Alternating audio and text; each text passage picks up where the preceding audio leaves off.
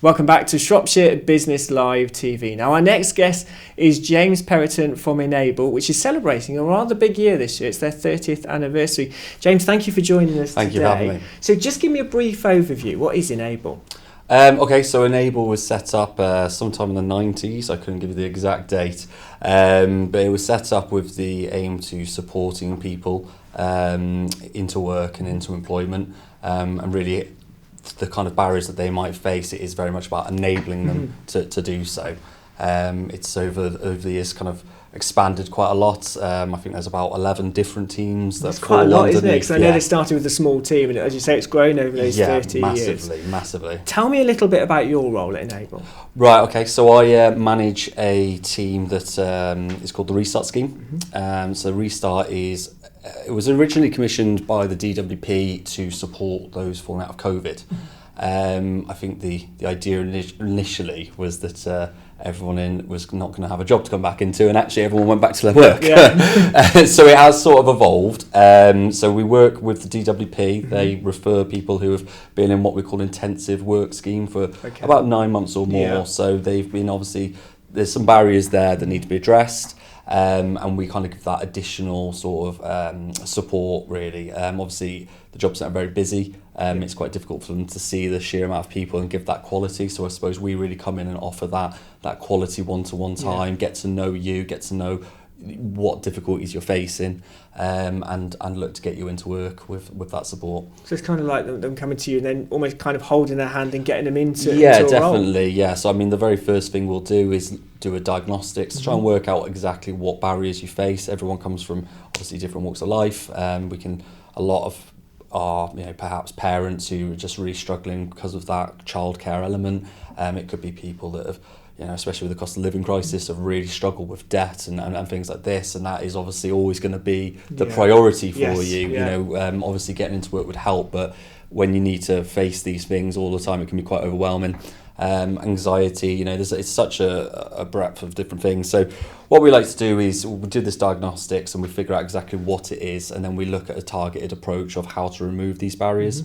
Once we've done that, it's all about getting to business, employability, so looking at what job goals you have, and kind of setting realistic expectations around them. Some people think that they want to do retail, but it turns out they don't want to work weekends, and it's about kind of giving a balance as well, isn't it? 100%. Especially if, as you say, they've got children or something like that, and they're going back into work. Yeah, exactly. So it's very much about kind of setting those realistic goals, but then also looking at how can we support you to get to them. We're not jobs. It's about sustainability. It's about finding a role that works for you. And a role that they'll be in for then a period of time, not just trying it for a few months. This isn't working for me. You have to start a process over again. Yeah, definitely. I mean, I've got targets personally, and my targets aren't based on a job. My target is based on sustainability. So it really would be counterproductive even for me as an employee. The way we look at doing that is we do the diagnostics. The way we can support people, there is financial support that we can offer. We do digital skills, we get people laptops, phones. We've done some pretty out there things. One gentleman wasn't able to go into work because of his back. The operation he needed couldn't be completed until he'd sorted his teeth. So we ended up helping him, support him financially with his dental, because that obviously was the barrier of preventing him getting into work. So we can get quite creative with it. And obviously it's about looking at the different types of jobs. Obviously some people don't know where to look for a role that might only work between 10 and 2, which obviously they need if they've got childcare commitments, etc. So you just mentioned that gentleman there, something like that, and that type of person, or someone coming through for you then to end them with going into employment. I bet that's quite satisfying for you, isn't it? It's definitely very satisfying for them as well, obviously. I think it takes them aback a little bit. A lot of these programs don't have that. We're quite lucky and quite fortunate on my scheme that we do have that, and it's really just trying to make sure that we're utilising it in the correct way to support obviously the local community. Now you've got an event coming up, haven't you, in Shrewsbury? Tell me a little bit about that. Okay, so the event is so it's on the 26th of June. I don't want to call it a jobs fair because it's not necessarily a jobs fair. It did snowball slightly. So what we're looking to do, it's an invite only, so it's very much speaking to your work coach if you're if interested in going. But on the day, the way it will look is we'll have 20 plus employees. These are employees that we've worked with before. Yeah. They know us, and they know the kind of quality. Obviously, no one is sent into an interview without that kind of preparation and support. So on the day, there'll be 20 employees. They'll be running interviews all day.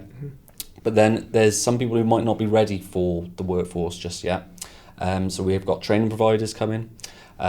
We have different areas of Enable. Obviously, Enable, like I mentioned, very large. Yep. Lots of different types of support that can be offered. And then obviously we're going to be looking at different kind of what we'd call signposting. So people who can support perhaps with if you're homeless or there's a risk of you becoming homeless. Support around things like self-employment, support around the cost of living crisis. So there's going to be lots of different things for people to kind of go around and see. So there will be something for everyone. So plenty going on there. Are you looking for businesses then to get involved with you? Well, yeah, I mean, so this first one, I think now with the amount that we've got, it'll be a difficult push to get anyone in. Obviously, if someone dropped out, it'd be great to have some backup names. But yeah, we're running these now more frequently. This is the first of this magnitude, but we have run probably 2 to 3 a year.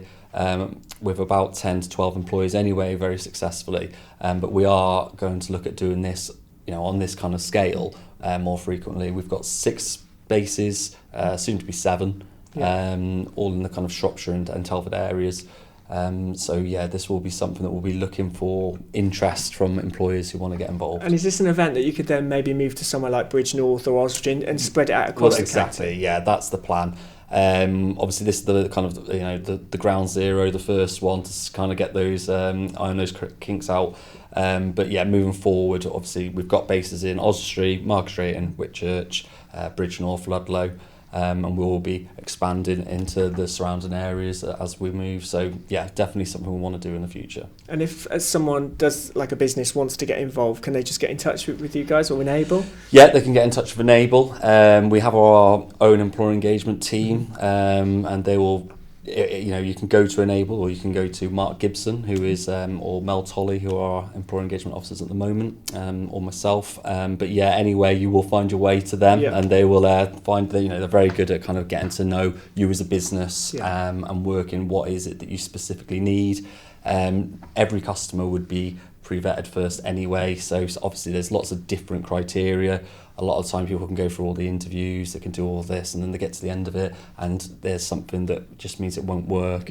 That's not necessarily the customer's fault, it's not necessarily the business's fault, but it can be a lot of time saved, and that's sort of what Mark will do or Mel will do. They'll really get to know what it is and make sure that that's all sorted well in advance. Well, listen, it's brilliant. Thank you so much for telling us all about this. Thank you. And I hope the event goes well. And we look forward to more happening maybe across the county. Yeah, definitely. And we'll be sure to let everyone know about it. Brilliant. Thank you, James. Thanks. Right, it's time now to find out a little bit more about the Shropshire Chamber of Commerce Awards, which take place next month. Let's find out from Kelly Riedel all about them.